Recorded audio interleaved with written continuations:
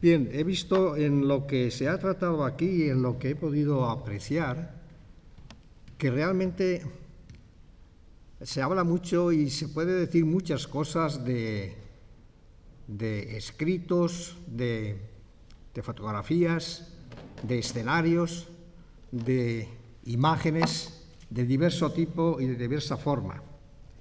Y, naturalmente, todo esto adornado de un contexto que es el contexto cofradiero y la manifestación esta excelente o suprema que es las procesiones de la Semana Santa. Pero he visto muy poco que se refiera a la resurrección del Señor. He visto muy poco que se refiera a una integralidad del misterio pascual, porque la pregunta que tenemos que hacernos, aparte de esto que es la periferia adornante de la Semana Santa, aparte de esto, tenemos que preguntarnos qué es lo que celebramos, a quién celebramos. Y lo que celebramos y al que celebramos es evidentemente a Cristo, pero Cristo situado dentro de eso que llamamos hoy el misterio pascual. Si os habéis dado cuenta, todas las imágenes, todas las fotografías, o casi todas, creo que en lo que yo he estado aquí presente, solamente en 2 casos ha aparecido el tema de la resurrección o del resucitado. Todo gira en torno a la pasión, los sufrimientos, los dolores, la muerte de Cristo, la sepultura de Cristo y, accidentalmente no, también principalmente a los dolores de María. María dolorosa, María que comparte con su Hijo los dolores de la pasión y la muerte. Pero falta el tema de la resurrección. El objetivo de esta ponencia mía, entiendo yo, tal como me lo han explicado, es ver cómo se puede recuperar la integralidad del misterio pascual, porque eso es lo que realmente celebramos. No se celebra una imagen, no se celebra un dibujo, no se celebra un espectáculo o una escenografía de una ciudad, no se celebra la economía, no se celebra el turismo. ¿Qué celebramos? Celebramos un misterio.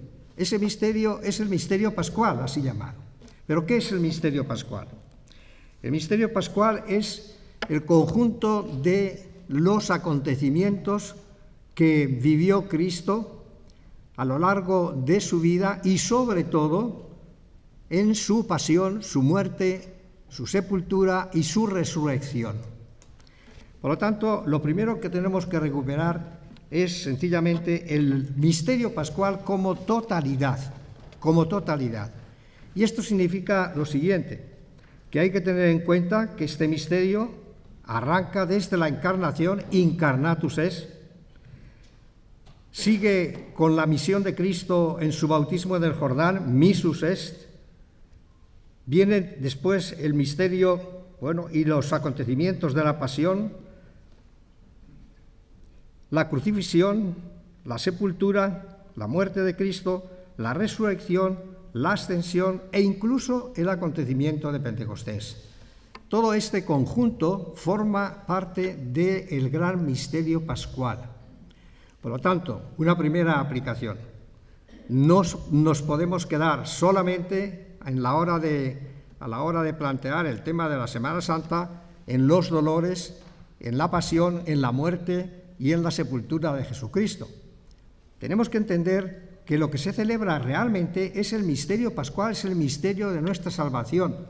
Y ese misterio de nuestra salvación arranca ya desde la misma encarnación, sencillamente porque ahí es donde comienza esa historia de salvación que tiene su punto culminante en la encarnación de Cristo y que terminará en la ascensión y el acontecimiento de Pentecostés. Por lo tanto, habría que preguntarse, ¿se puede dar y cómo se puede dar más valor a estos otros elementos que son integrantes del misterio pascual? Es una pregunta que yo les hago y para eso están todos aquellos imagineros, en fin, o la cuestión de las imágenes, las representaciones diversas, etcétera, etcétera. Bueno, dicho esto, en segundo lugar, quiero decirles una palabra sobre la centralidad del misterio pascual. De todo lo que creemos los cristianos, los creyentes, el misterio pascual es la clave, El misterio pascual es el centro, es el culmen y la fuente donde se apoya nuestra fe.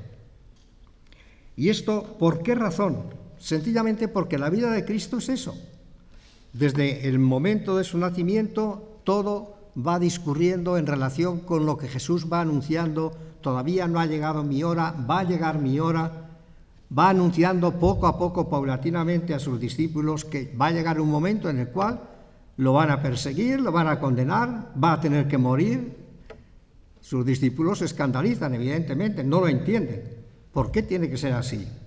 Pero la vida de Cristo tiene, digamos, como una dinámica. Esa dinámica que arranca ya desde la encarnación tendrá su punto culminante en el momento de la pasión, muerte y resurrección de Cristo.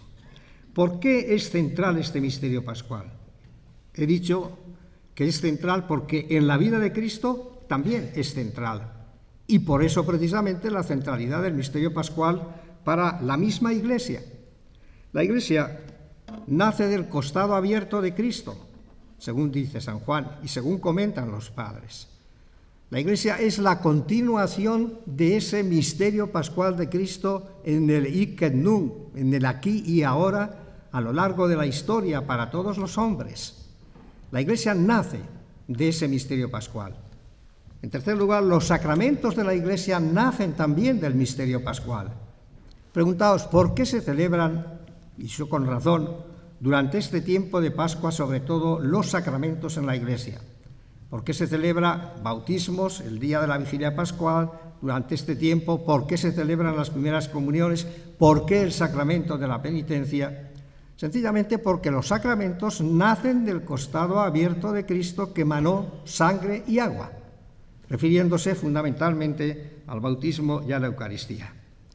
El misterio pascual es central porque todo el año litúrgico, lo que se llama el ciclo del año litúrgico, está centrado y concentrado en el misterio pascual, de donde arranca su plenitud de sentido. El ciclo del año litúrgico se compone de 3 grandes tiempos: Adviento, Navidad, Cuaresma, Semana Santa, Cuaresma, Pascua, y luego tiempo durante el año y tiempo de Pentecostés, después de Pentecostés. Pues bien, todas las fiestas del año litúrgico, los tiempos del año litúrgico, las solemnidades del año litúrgico, tienen su sentido pleno a partir del misterio pascual. Porque ¿qué es lo que celebramos en las fiestas diversas a lo largo del año litúrgico? Celebramos uno de los aspectos de ese misterio, lo cual implica la totalidad presencializadora del misterio mismo. Pero sin esa referencia al misterio pascual no tendría sentido verdaderamente las celebraciones diversas. Pero es que además el misterio pascual es central, tiene una centralidad para la vida del cristiano. ¿Por qué razón? Pues sencillamente porque el cristiano vive su fe, vive su caridad y vive su esperanza y puede entenderlas a partir de ese misterio pascual. La fe porque es en Cristo muerto y resucitado donde se fundamenta nuestra fe. Si no creéis en el Señor resucitado, vana es vuestra fe, nos dice San Pablo. La caridad porque es la expresión máxima del amor de Dios a los hombres, el misterio pascual, en la totalidad, según lo he explicado. Y la esperanza porque, ¿cómo podemos esperar en la vida eterna? ¿Cómo podemos esperar en la resurrección? Si es que verdaderamente no creemos que Cristo ha resucitado y que nosotros en Él ya hemos resucitado. Eso es lo que estamos celebrando estos días durante el tiempo de Pascua.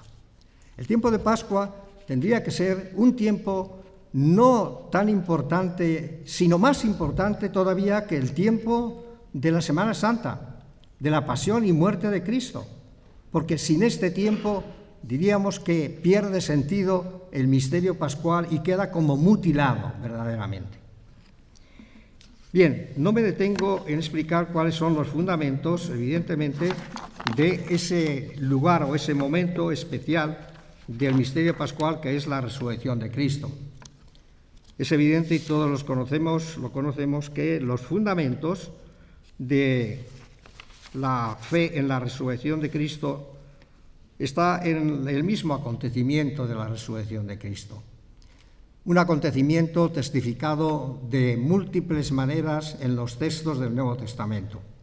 No solamente en los Evangelios, estos días estamos leyendo, por ejemplo, las apariciones de Jesús a los discípulos en la Eucaristía.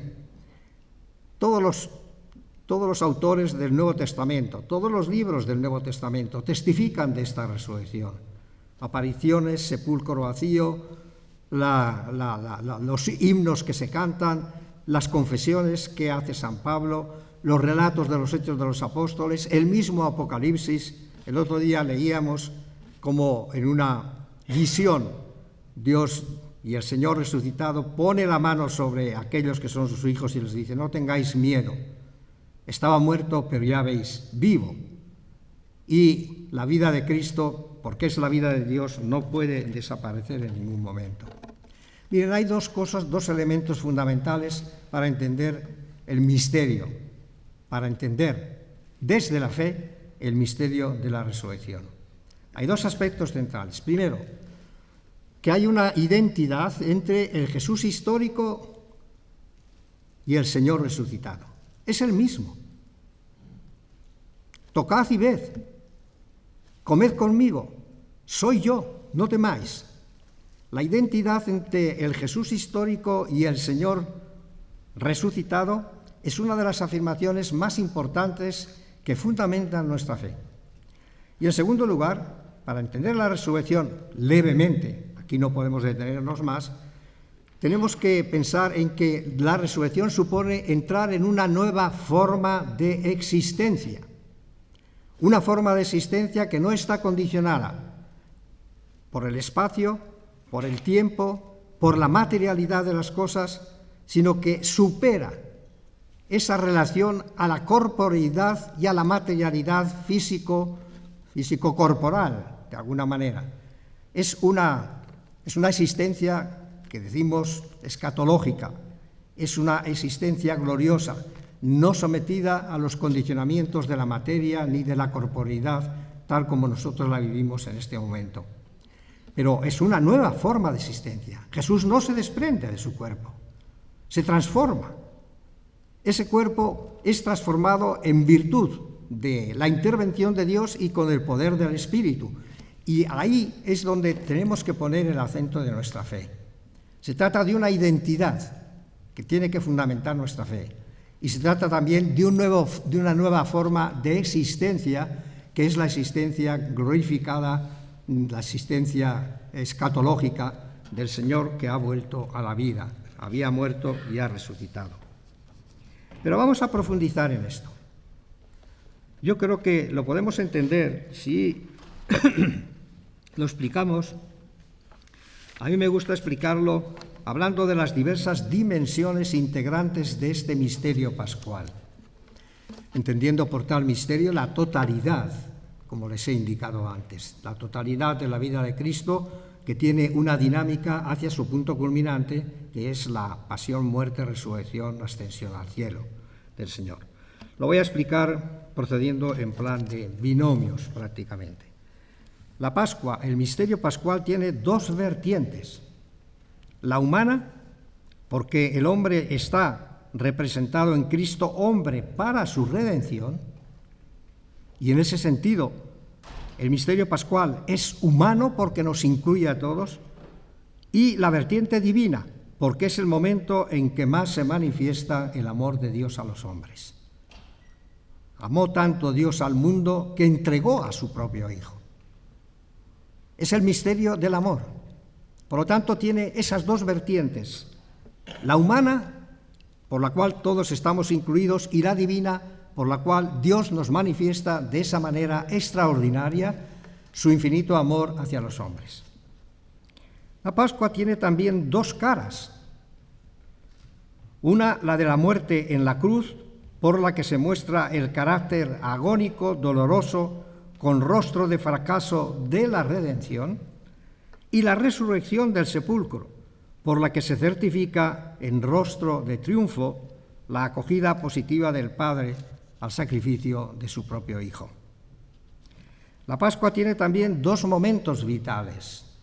Uno, el de la vida entera de Cristo. Toda la vida de Cristo se puede considerar como un proceso pascual. Cuando hablo así, estoy refiriéndome a que se trata de un proceso de tránsito cumpliendo su misión hacia una entrega de su vida para la salvación de los hombres y para la vuelta al Padre. Por lo tanto, la Pascua tiene dos momentos vitales, el de la vida entera de Cristo y el de su hora, la hora de su tránsito verdadero. Esa hora es precisamente su pasión, su muerte y su resurrección. La Pascua tiene dos polos, el de la historia concreta, que queda como horadada, atravesada de un sentido nuevo en sus procesos y acontecimientos. La historia humana está implicada allí. La historia humana solamente podemos entenderla, por lo menos eso es lo que creemos los cristianos creyentes, si es que en esa historia de Cristo asumimos, representamos, interpretamos la historia de los hombres. El proceso que supone la historia de Cristo es precisamente el proceso que tantas veces tenemos que sufrir en los acontecimientos de nuestra historia. Por tanto, la Pascua tiene dos polos, el de la historia concreta y el de la escatología. No solamente mira al aquí y ahora, mira también al después, un después que se clava en la eternidad. La Pascua tiene tres tiempos: el pasado histórico del que hace memoria, el del presente concreto que se actualiza en las celebraciones, sobre todo en las celebraciones litúrgicas, y el del futuro escatológico que anticipa y hacia el cual todo tiende en definitiva. Y la Pascua tiene dos movimientos: el del descenso. Tanto amó Dios al mundo que envió a su Hijo. Él no tuvo a menos asumir la condición humana en todo, excepto en el pecado, pero luego ascendió. El descenso y el ascenso, la catábasis, que es descender, y la anábasis, que es ascender, eso se representa sencillamente en la encarnación y en la ascensión de Cristo. De manera que, fíjense, la riqueza que tiene este misterio pascual es una riqueza que, la verdad, la mayoría de la gente, iba a decir no lo sabe porque no se lo hemos explicado suficientemente. No lo entiende porque tampoco lo vive, y no lo vive porque tampoco lo entiende o lo asume en la fe. Y una de las funciones de las cofradías y de las hermandades sería precisamente esa, la de educar en la fe. ¿Qué queremos decir cuando hablamos de evangelizar? Queremos decir eso, las cofradías también tienen una función evangelizadora. Yo, en el librito que antes ha citado Luis, allí hablo de 4 funciones que tienen las cofradías de una forma muy intensa y especial. Primero, la función de la autentificación, es decir, que aquello que se hace, que aquello que se manifiesta, sea auténtico y después se transporte a la vida testimonialmente. Autentificar aquello, que no se quede en pura manifestación externa, más o menos sincera o folclórica, como se quiera, con unos intereses u otros y con unas evoluciones u otras a lo largo de la historia. Una segunda función que tienen las cofradías y hermandades es la de la eclesialización. Con eso quiero decir que la cofradía y hermandad no debe de funcionar, no puede funcionar como un gueto competencial con otras cofradías, a ver quién adorna más, a ver quién adorna mejor, a ver quién viste a la Virgen con un manto más espléndido, a ver quién pone una corona especial. No, eso es secundario, aunque en realidad eso viene a constituir lo fundamental en muchas cofradías. Por eso yo digo que la verdadera eclesialización significa el que no nos sentimos como gueto separado de los demás grupos, en que no venimos a caer en una estrategia de rivalidades en relación con aquello que se manifiesta y con aquello que es. Una tercera función que tienen las cofradías es la de la liturgización. ¿Qué quiero decir con esto? Es curioso cómo la mayoría de los cofrades que desfilan y desfilan solemnemente, y no digo que sea un acto no sincero, Dios me libre, cada uno sabe, porque ahí hay una gama casi infinita de actitudes y de sujetos que participan, la liturgización significa que no podemos dejar al margen las celebraciones litúrgicas. Las parroquias están vacías. En cambio, las procesiones están llenas. ¿Por qué razón? Es un desequilibrio fundamental. Tendría de ser una complementariedad y no una reducción, sencillamente, de todo lo que significa y es la Semana Santa a un procesionar externo por las calles mientras las iglesias están vacías. Y no lo digo de memoria, lo digo por experiencia. Lo digo por experiencia, esto.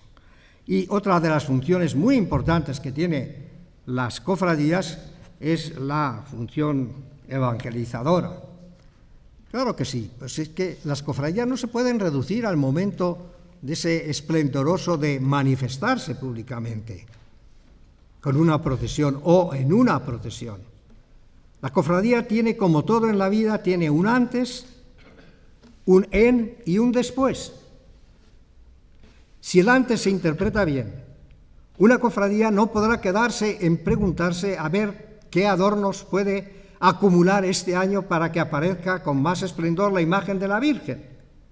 El antes tiene que ser una preparación en la fe, en la devoción, sí, en la devoción, ciertamente en preparar ese acto de manifestación externa. Pero la cofradía tiene un en. Ese en es el de la procesión, el procesional, que tiene su valor, tiene su sentido, pero también debe tener un después. Y esto significa que en las cofradías y hermandades debería de instalarse una dinámica que abarcara un poco la totalidad de lo que significa de verdad la cofradía. Porque en las cofradías se resume en definitiva lo que es la misión de la Iglesia. Palabra, porque tiene que haber una educación y una formación, y en esto hay que preocuparse. Palabra. En segundo lugar, comunión, unidad, fraternidad. ¿Qué significa? Sencillamente cofrade, cofraterno, fraternidad, hermandad, cofrade, la comunión. En tercer lugar, la caridad. Es verdad que hay muchas cofradías que son un ejemplo de caridad, y a lo largo de la historia, desde la Edad Media, las cofradías se han destacado precisamente por sus actos de caridad y por sus signos de caridad, por la aportación que han hecho a atender a las necesidades y a los necesitados. Esto es cierto, y hoy sigue habiendo muchas cofradías que hacen esto, pero ese aspecto debería de incrementarse. La cofradía fue el primer sindicato que existió a lo largo de la historia, ya desde la Edad Media. Por eso, precisamente, no se puede olvidar este aspecto. Y, en cuarto lugar, la cofradía tiene también la función cultural, pero ya lo he explicado antes cuál es el sentido que esto implica. De manera que, fíjense, la riqueza que tiene este asunto, si es que verdaderamente lo interpretamos bien y no nos quedamos sencillamente en lo cultural, externo, o económico, turístico, etcétera, etcétera, ¿no? Todo tiene su valor. Nada puede reducirse a la exclusividad, pero todo debe de complementarse según una gradualidad de su importancia. Y aquí el foco de atención tiene que estar sencillamente en eso. ¿Qué es lo que celebramos? ¿A quién celebramos? ¿A quién celebramos? No celebramos una imagen de madera. No celebramos un Cristo clavado en la cruz, por muy escultórico que sea. Celebramos al Cristo Señor que ha dado su vida, muerto y resucitado. Ese es el Dios vivo que está ahí. De alguna manera se puede hablar de diversas Pascuas en una Pascua. Primero la Pascua histórica, que es lo que Cristo vivió. Ahí ha aparecido, y eso pues adecuadamente decía el ciclo bíblico que hablaba el de Canarias, es decir, que recorre la cronología y otras muchas procesiones. En conjunto las procesiones de Semana Santa van manifestando los diversos pasos, de ahí viene la palabra, ¿no? Los diversos pasos o secuencias de la condena, la pasión, la muerte, la sepultura, iba a decir la resurrección. Eso hasta ahora, por lo menos, está marginal dentro de las manifestaciones y deberíamos de preguntarnos y debe estar. Bueno, la Pascua histórica, que es la que normalmente se celebra y a la que se refiere la mayoría de la gente. Pero no olvidemos la Pascua ritual. La Pascua ritual es la Pascua que se celebra en las celebraciones litúrgicas y por las celebraciones litúrgicas. Es la celebración litúrgica, tanto desde el Jueves Santo, el Viernes Santo, la Vigilia Pascual, el Domingo de Resurrección, del que voy a hablar después brevemente, ¿no? Todo eso, pues verdaderamente se actualiza a través de las celebraciones de la Iglesia. Últimamente se ha hablado mucho de esto. La liturgia es la actualización del misterio pascual. No solamente es la representación, el hacer presente ese misterio pascual. O como dice, por ejemplo, decía el Papa Ratzinger, es la contemporaneidad del misterio pascual en y para las personas creyentes que celebran y participan allí. ¿Cómo podemos abandonar esto? Hay una Pascua ritual litúrgica, oficial, por parte de la Iglesia. Es cierto que no suscita las emociones y el atractivo de las procesiones solemnes pero es ahí donde objetivamente está haciéndose presente ese misterio pascual que no pasa nunca. Dice el Catecismo de la Iglesia Católica, los acontecimientos de la historia son tragados, son absorbidos por la misma historia, porque hoy es así y mañana ha desaparecido. Pero el acontecimiento de Cristo no puede ser engullido por la historia. Vive para siempre, está permanente. Y eso es precisamente aquello que nosotros celebramos. ¿Por qué? Porque podemos así sentirnos contemporáneos de Cristo, y Cristo es contemporáneo nuestro. El otro día estaba escribiendo sobre un famoso teólogo de la época del Barroco, Domingo de Soto, en su comentario a la Eucaristía. Incluso tengo ahí un texto verdaderamente precioso, ¿no? Y él dice que de verdad, cuando nosotros celebramos el misterio de Cristo, no es que nosotros nos hagamos presente a ese misterio, es que Cristo ha querido quedarse con nosotros en la Eucaristía. Me imagino que algo de esto os habrá dicho don Ricardo esta mañana. Es decir, ¿por qué la Eucaristía es el signo máximo de la presencia del misterio pascual? Porque Cristo lo ha querido, es que no ha querido desprenderse y abandonarnos, sino que ha querido hacernos partícipes de aquello que es la máxima autocomunicación de Dios a los hombres. Y, naturalmente, el máximo lugar del encuentro de los hombres con Dios. Por lo tanto, una Pascua histórica, una Pascua ritual, una Pascua espiritual y personal, porque cada uno de nosotros somos provocados, invocados, para vivir en nuestra vida espiritual ese proceso, ese tránsito del pecado a la gracia, tránsito del mal al bien, de la injusticia a la justicia, y así sucesivamente. Esta Pascua personal, espiritual, muchas veces pasa desapercibida, pero es así como podemos hacernos partícipes de verdad de ese gran misterio que se ha realizado en Cristo. La Pascua cósmica. Aquí también antes me ha alegrado el ver cómo, por ejemplo, el señor de Canarias hablaba al final de los elementos cósmicos y cómo las palmeras son incluidas también, de alguna manera, en esa escenografía y en esa representación del misterio pascual. Es así, efectivamente. Hay gente que quiere interpretar la Pascua o el misterio pascual solo desde esta clave cósmica, cultural, etc. Evidentemente que tiene un fundamento. ¿Cuándo celebraban los judíos la Pascua? El 14 del mes de Nisán. Y el 14 del mes de Nisan, se discute si era el 13 por la noche y comenzó el 14, eso es otra cuestión. El 14 del mes de Nisan es el comienzo de la primavera. Y los judíos celebraban este rito, o este comienzo de la primavera, con un rito que se llama apotropaico. Es un rito según el cual sacrificaban las primicias de los animales y de los frutos de la tierra para invocar la protección de Dios, que a lo largo de todo el año se le pedía que protegiera desde el parto de las ovejas y de los ganados hasta los buenos frutos de la tierra. Naturalmente que tiene una relación cósmica, también el misterio pascual. Y es que sencillamente celebrar el misterio pascual significa renacer a la vida, significa cantar a la luz, significa cantar al sol, significa la verdadera fructuosidad de la tierra, significa eso que decía Machado, cantando al olmo viejo, hendido por el rayo y en su mitad podrido. Mi corazón espera, termina así, también hacia la luz y hacia la vida, otro milagro de la primavera.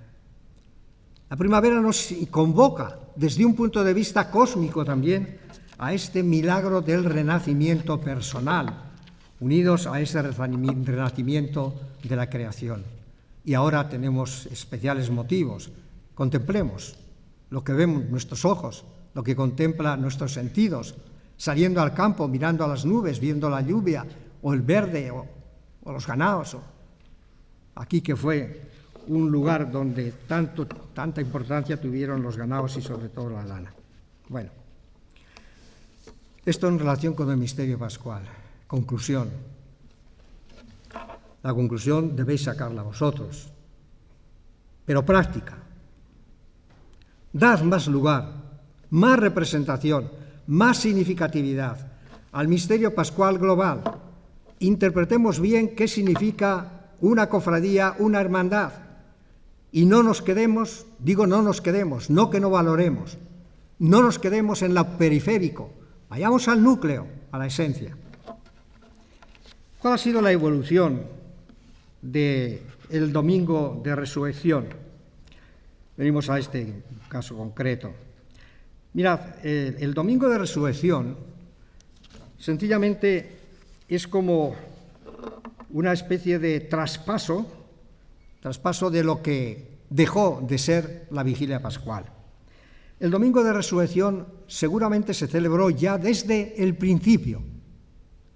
Y lo digo esto no solamente por una afirmación, lo que sea una afirmación gratuita, no lo es, sino que los testimonios así lo avalan.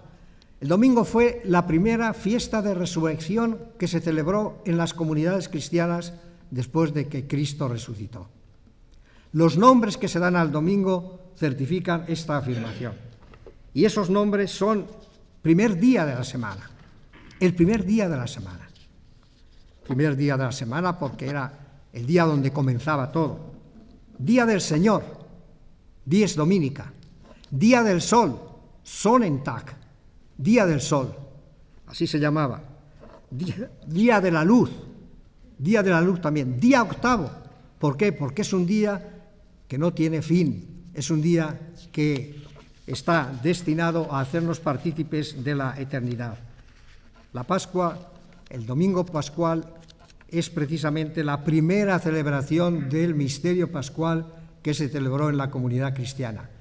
Posteriormente, a partir sobre todo ya del siglo IV hasta el siglo VI, se fue configurando lo que llamamos la vigilia pascual. Eso es evidente, pero el principio de la actualización de ese misterio pascual y de la celebración del misterio pascual lo encontramos en el domingo. Claro, aquí ha habido una evolución curiosísima, y es que sencillamente a partir del siglo VI, siglo VII, la vigilia pascual vino a una decadencia. Se insistió tanto en los momentos dolorosos, en la pasión, la muerte, en el dolorismo. Esto se debe sencillamente a esa como tendencia de los hombres de humanizar a Dios, humanizar la divinidad, hacer que Dios padezca, sufra, viva, como nosotros sufrimos y vivimos en otros momentos de la vida. Y de ahí la exaltación de esos momentos dolorosos, los momentos de la pasión, etcétera, la condena, pasión, muerte, resurrección, etcétera, ¿no? Y la cruz de Cristo. Lo hemos visto y lo sabemos abundantemente.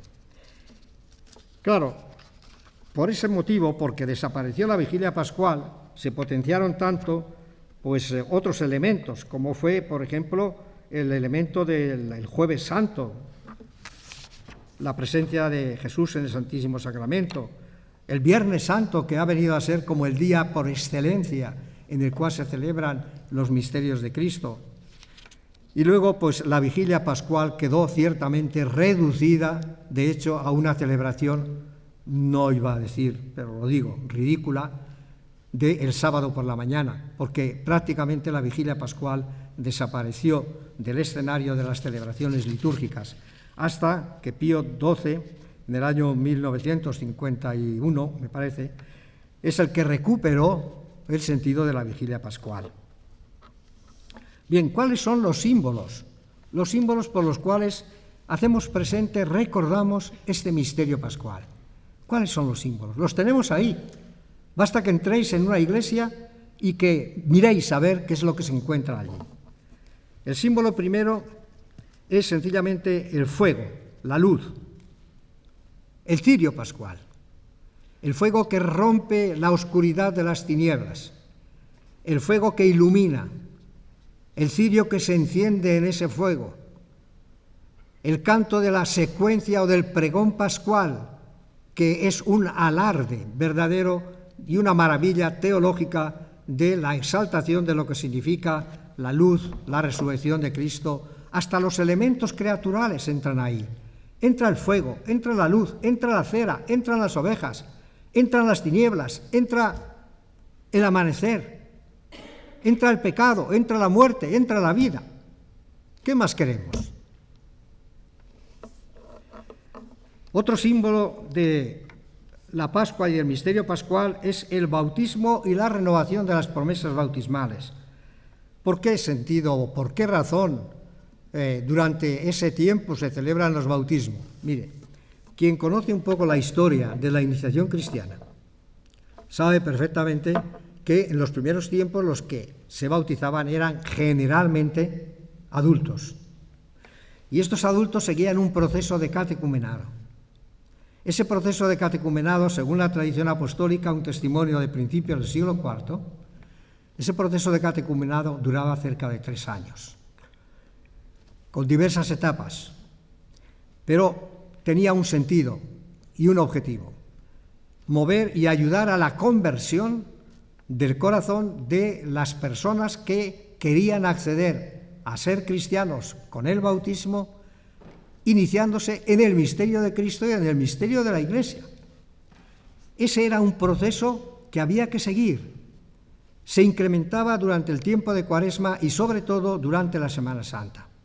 Y el culmen de ese proceso era justamente la vigilia pascual, en donde eran bautizados aquellos catecúmenos que habían aspirado, se habían preparado, eran conscientes de lo que pedían y eran bautizados el día o la noche de la vigilia pascual. Y no eran bautizados con unas gotitas de agua en la cabeza. Eran bautizados sumergiéndose en una piscina bautismal. Así fue bautizado, por ejemplo, el mismo San Agustín por San Ambrosio. Hace poco estuve en Milán y en la cripta de la Basílica del Milán, allí se encuentra todavía la piscina en la cual fue bautizado San Agustín. Es una verdadera piscina que mide aproximadamente 1,50 metros, algo por el estilo, de altura, y los bautizados tenían que atravesar esa piscina. Eso tiene un significado muy grande. Recuerda el paso del Mar Rojo, recuerda el Jordán, recuerda el que hundirse en las aguas es sepultar el pecado, es vencer la muerte, es vencer al demonio, y luego al salir confesaban su fe. ¿Crees en Dios Padre? Dice, sí, creo. Y se hundía un poco su cabeza. ¿Crees en Dios Hijo? ¿Crees en Dios Espíritu Santo? La vigilia pascual y el tiempo de Pascua es un tiempo bautismal. por excelencia. Y es un tiempo en el cual se nos invita a renovar no solamente de palabra, cuando se pregunta, ¿creéis en Dios Padre, renunciáis, etcétera?, sino a renovar de corazón el bautismo, el propio bautismo. Ese bautismo que muchos de nosotros seguramente no vivimos porque éramos niños cuando fuimos bautizados, pero sí podemos revivir, sencillamente celebrando bien el misterio pascual. Otro símbolo del misterio pascual es el de las lecturas que nos remiten y nos relatan las diversas apariciones de Jesús a los discípulos durante este tiempo. Otro símbolo de la Pascua y del misterio pascual es la alegría, el aleluya.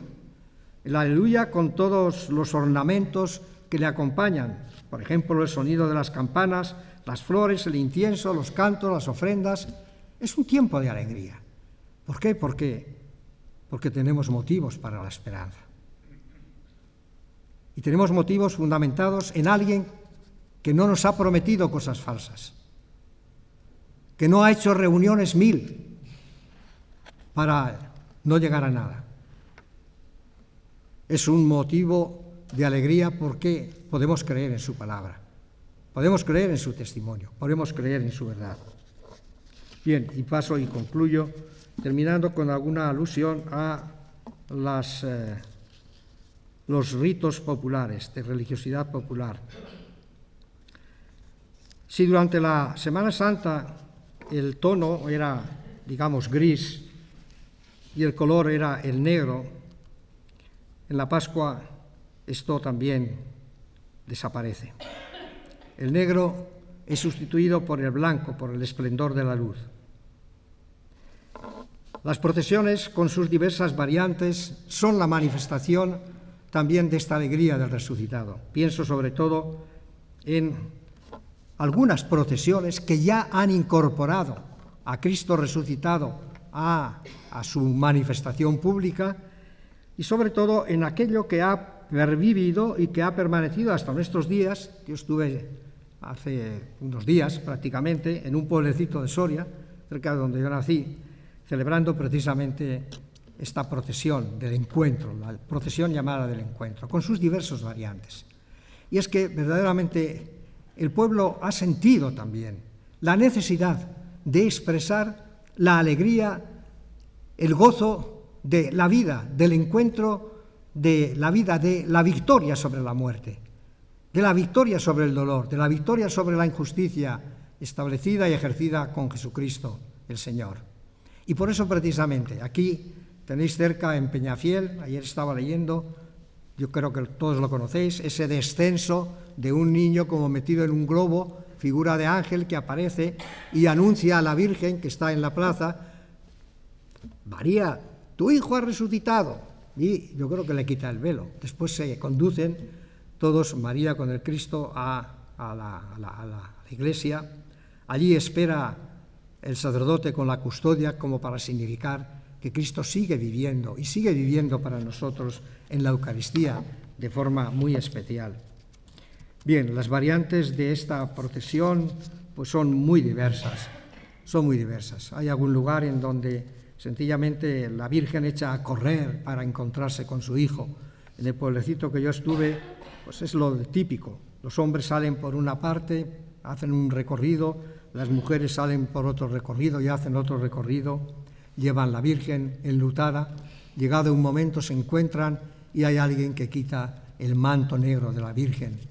Y naturalmente los signos de adoración y de alegría de Cristo con la Virgen pues son diversos al respecto.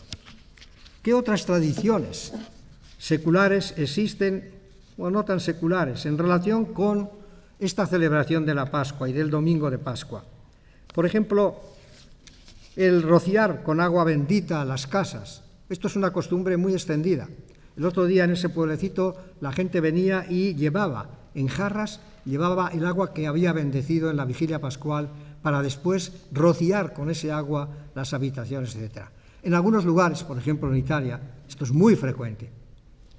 Toda la época de Pascua es una época en la cual pues hay muchas personas, sacerdotes sobre todo, y otras personas, quizás laicos, con alguna encomienda ministerial, que van con el agua bendita rociando las casas, naturalmente a petición de aquellos que demandan este rito. Otra tradición secular pues es los huevos de Pascua, de diversos colores, de diversas formas, el gorro de Pascua, decorado con orejas de conejo y de chocolate. Siempre el chocolate tiene una función importante en todo esto. Y luego, pues sencillamente que cada uno puede hacer un rito que le recuerde especialmente este misterio pascual. Uno de esos ritos debería de ser, por ejemplo, no solamente la aspersión con agua bendita que el sacerdote suele hacer al principio de la misa y que sustituye el rito penitencial, sino, hombre, por lo menos visitar aquella pila bautismal donde por primera vez renacimos a la vida, incorporándonos de una forma especial al misterio pascual de Cristo y al misterio de la Iglesia. Las consecuencias de todo esto, sacadlas vosotros mismos. Yo lo que he hecho ha sido expresar, creo que, la objetividad teológica del sentido verdadero que tiene no solamente la Semana Santa, sino el misterio pascual globalmente considerado, y también las cofradías, si realmente se interpreta bien todo aquello que son sus funciones y sus dimensiones, y sobre todo en un distendimiento, antes, en, después. El después os toca a vosotros ahora. Gracias.